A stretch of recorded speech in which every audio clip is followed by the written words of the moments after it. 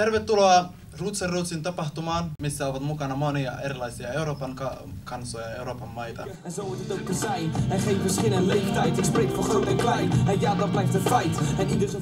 Tällä hetkellä tapahtuu 10 eri Euroopan maassa. Alun perin tuossa 2002 vuonna suunnilleen Hollannista lähti liikkeelle ja sitten pikkuhiljaa edennyt eri maihin.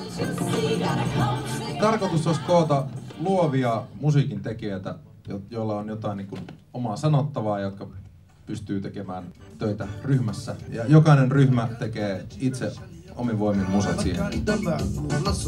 Musiikkivideot on tietysti tämmöinen lähtökohta. Sitten lähdetään siitä eteenpäin, tehdään animaatioita ja sitten seurantadokumentti koko projektista.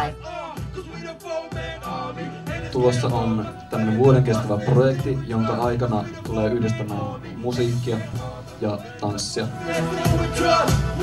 Se on mielenkiintoista nähdä, että miten nämä sitten loppujen lopuksi yhdistyy, että multimedia ja videokuva ja sitten maailman eri musiikkikulttuuri. Mukana, jossa on 5 eri Euroopan maata, eli Englanti, Saksa, Ranska, Suomi ja Hollanti. Se tässä on yhtenä ajatuksenakin, että tehdään yhteistyötä näiden eri maiden projektien välillä.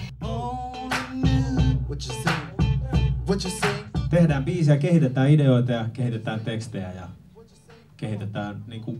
kehitetään toivottavasti artisteja.